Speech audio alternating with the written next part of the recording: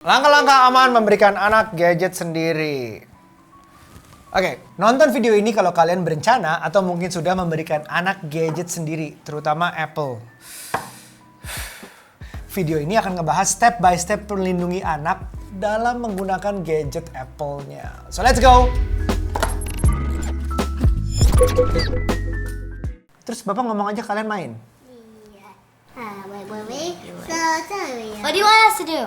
Wait, disclaimer dulu ya. Aturan bakunya untuk anak memiliki smartphone atau nomor telepon sendiri dan juga akun sosial media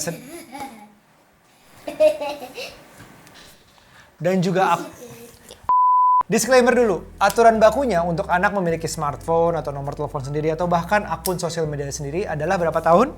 13 tahun, dan dia belum 13. Yes, gue pun masih berusaha seperti itu. Anak gue Aira memasuki umur 9 tahun dan masuk kelas 3. Nah, memasuki kelas 3, sekolahnya mengharapkan Aira sudah menggunakan gadget sendiri dengan catatan ya. Catatannya adalah sebelumnya dia tuh sebenarnya udah punya gadget dulu, udah ada gadget, tapi kepemilikan yang berbeda. Gadgetnya itu milik kami. Dia hanya pinjam di jam-jam tertentu di saat dia boleh. Dan masih menggunakan akun gue orang tuanya dan kita monitor terus penggunaannya. Nah, sekolah sekarang mengharapkan anak kelas 3 pakai gadget karena memang akan lebih banyak tugas, bener nggak? Diberikan di gadgetnya itu. Gue setuju, kita nggak bisa jauh dari teknologi. Kita harus lebih baik, lebih depan, terus belajar. Gue sebagai orang tua ya harus mempersiapkan.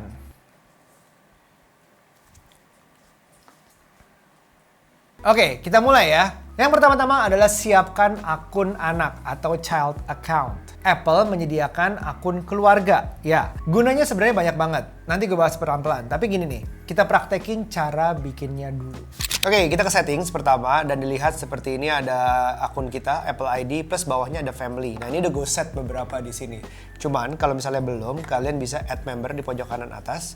Terus nanti dia akan menambahkan pilihan, yang udah di set sebagai saudara itu apakah mau ditambahkan? Kita skip, tapi lebih ke create child account. Create child account, kita tulis anak baru gue yang gue gak punya, yaitu anak laki.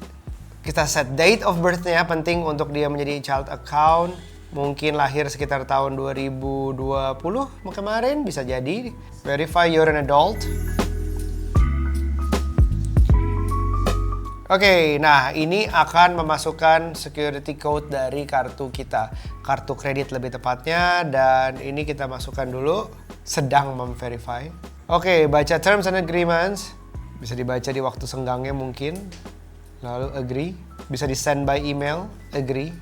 Nah, di sini kita akan diminta untuk buat email untuk anaknya atau Apple ID-nya. Kita langsung saja anak.laki@icloud.com, atau kalau punya email address sendiri bisa dimasukkan sendiri. Apakah kita harus create email address? Silahkan create. Kita create untuk lucu-lucuan. Lalu kita waktunya membuat password sendiri. Dia akan menggunakan nomor telepon siapa? Kita bisa menggunakan nomor telepon kita sendiri. Kalau belum mempunyai nomor telepon sendiri, kita pakai nomor telepon kita sebagai orang tuanya.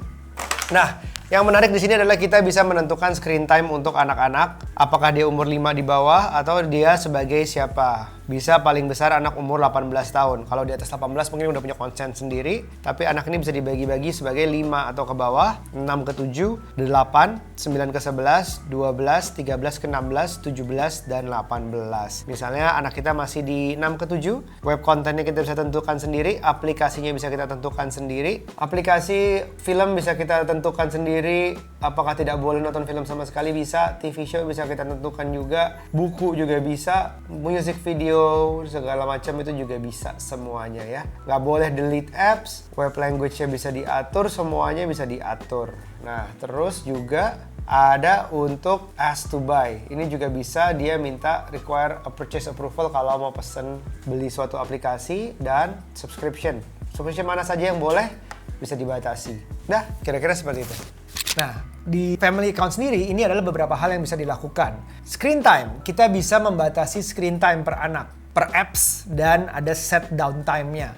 Bahkan yang kerennya ya, screen distance. Nah ini gue kayak dia kalau main kedeketan sama layar, dia akan mati. Communication, hal yang berbahaya dengan anak-anak dengan gadget sendiri adalah kemampuannya atau ketidakmampuannya dalam berkomunikasi.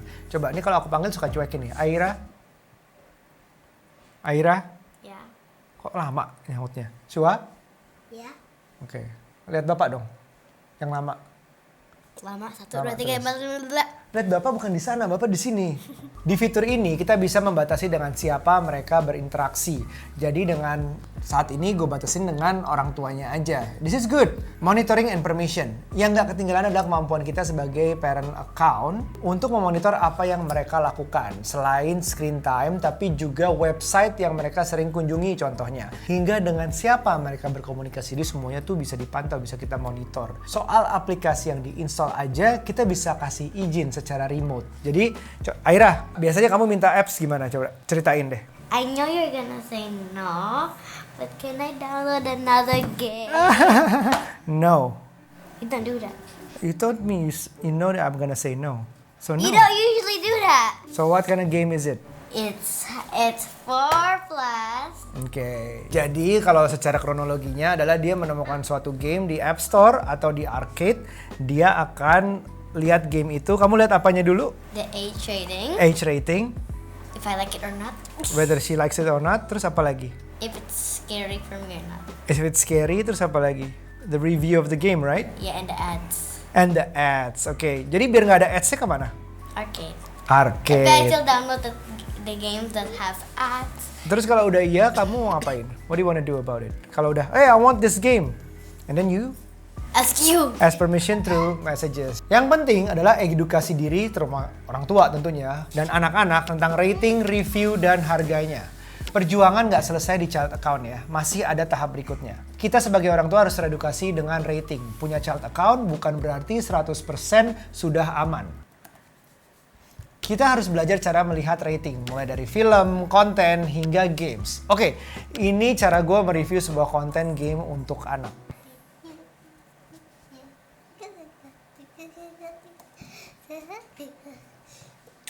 Ada 2 rating yang harus diperhatikan. Yang pertama adalah age rating, umur, penting nih. Jarang orang yang memperhitungkan ini. Batasan umur itu juga ditentukan oleh online atau tidak online-nya atau offline-nya game ini. Game itu udah beda banget kalau udah online. It's like you opening the Pandora's box. Anak bisa rentan ancaman konten negatif, penipuan, hingga bahaya predator. Di bawah 7-8 tahun sangat tidak disarankan untuk main game online. Ya, di bawah 7-8 tahun sangat tidak disarankan. I was talking about you. Sangat tidak disarankan ya. Apalagi platform gaming seperti Roblox, PKXD yang gamenya pun bisa dibuat oleh lebih banyak developer. Bahaya bukan hanya datang dari kolom chat, tapi dari gamenya itu sendiri. Rating berikutnya adalah rating aplikasinya itu sendiri. Jadi nilainya buat aplikasinya. Baca reviewnya untuk tahu seberapa kredibel aplikasinya. Semakin tidak kredibel, yang berbahaya adalah bisa jadi device-nya itu sendiri. Apakah aplikasinya crashing terus, makan memori banyak, atau bisa jadi lebih berbahaya untuk privacy kita. Mengambil data, who knows. Tambahan yang harus diperhatikan adalah harganya. Perlu diketahui bahwa yang gratis belum tentu bagus. Ingat, there's no such thing as free lunch.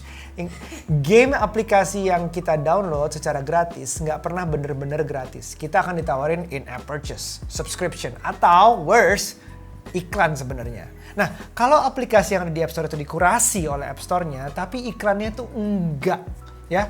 Yang memilih iklan apa yang ada di setiap aplikasi atau game gratis, itu tergantung developernya. Toh, yang masang iklannya kan bayar ke developernya, jadi ya berhak mereka menentukan. So, yang beratnya adalah kalau itu ternyata iklannya nih, ya kayak gue alami nih, tiba-tiba ada iklan game yang horor di mainan anak gue. Kan kesel. Itu pernah. Pernah kan, dia pernah. Karena cari yang gratis aja yang penting. Taunya iklannya nggak bener ya. Nah, trik gue lagi ngubah kebiasaan anak-anak untuk meminimalisasi main game-game yang ada di App Store. Jadi pindah aja. Gue kan bayar bulanan akun di Apple Family yang paket. Termasuk misalnya iCloud Drive, Apple Music, Apple TV, Apple Fitness, walau nggak pakai ya. Dan yang penting buat anak-anak adalah Apple Arcade. Semua game di sini termasuk dalam biaya bulanan dan artinya ads free. So, banyak kok game bagus. Apa aja yang di arcade yang bagus? Sneaky Sasquatch. Sneaky Sasquatch. Hello Kitty. Hello Kitty. Crossy Road. Crossy Road. Castle. Crossy Road Castle. Alba. Alba. Ya. Terus ada lagi? Simon's Cat. Simon's Cat. Tuh, semuanya gratis karena ada di Apple Ninja Arcade. Fruit. Ninja Fruits. Oke. What the golf, not What the golf, ya golf. Oke. Third party app for kids dan child account-nya. Kalau masih ngebutuhin konten di luar Apple, pasti masih butuh, gue yakin, iya. Konten seperti YouTube, Netflix, dan sebagainya ya monggo aja sih. Tapi challenge-nya gini, walaupun kita bisa bikin YouTube, kita bisa bikin seperti akun anak untuk Netflix, akun anak untuk Disney Store, atau akun anak untuk Prime misalnya Amazon, tapi sayangnya aplikasinya sendiri itu 13 tahun ke atas. Jadi nggak bisa. Fitur parental control tuh biasanya itu digunakan untuk yang bisa device orang tuanya. Banyak banget yang bisa kontrol dan jaga sebenarnya kalau kita bisa download aplikasinya. Jadi saran gue, gunakan Apple TV. Semua konten yang di Apple TV itu aplikasinya udah bisa ada dan lo bisa bikin restriction untuk anak-anak aja. Oke, konklusinya gini. Yang gue jelasin di sini sebenarnya adalah langkah teknis yang bisa kita lakukan. Ya kayak parental control, child account, dan sejenisnya ini hadir untuk hanya ngebantu kita untuk ngejaga anak-anak. Bukan menggantikan peran orang tua. Ingat ya, bukan kita ngasih iPad ke anak biar diem, atau ke anak biar makan, atau biar orang tuanya bisa bebas, nggak diganggu. Ya sekali-sekali boleh lah ya, yang terakhir gue masih sering lakuin sih. Tapi ya, semoga masih dalam batas ya. Selalu ingat kalau it takes a village to raise a child. Orang tua adalah entry point utama dan awal. Kita harus terus belajar, apalagi teknologi berubah terus, cepet banget. Kita harus keep up. Orang tua juga harus jadi contoh. Kalau kita segitu banyaknya di layar, screen time kita tinggi banget, sampai nyuekin anaknya ya, nggak heran kalau anaknya melakukan hal yang sama. Lihat kan, gue juga dicuekin kan. Selain orang tua, ada pengasuh, kakek nenek misalnya. Belum lagi nanti pas di sekolah. Nanti di preteen ada momen peer pressure juga berperan. Oke, sekolah udah aman, tapi teman-temannya nonton konten yang negatif. Terus anak-anak kita bilang, tapi teman-temanku nonton ini, aku nggak bisa ikut ngobrol kalau nggak nonton. Have you ever experienced that? More like game. More like games. Nah kan berat juga kan, teman-temannya dia mungkin ada yang udah main Roblox, tapi saat itu dia belum boleh main Roblox, ya nggak? Maka dari itu gue bikin video ini, kita bareng jaga anak-anak kita, saling mengingatkan, saling membagikan informasi, saling menjaga, dan sebarkan video ini kalau berguna. Kalau ada waktu gue bikin versi Androidnya kali, ada juga child account, family account. Ditunggu di kolom komentar apa yang kalian harapkan gue bikin berikutnya, dan kalau ada yang mau ditanyakan, monggo. So, are we done with the screen? Maybe, no. I don't know. Berapa lama lagi? I don't know. 10? 10 minutes. Oke. 1? I don't know. Siri, I don't know. Set the time for set a timer for 1 minute. 1 hour. Hey, 1 minute.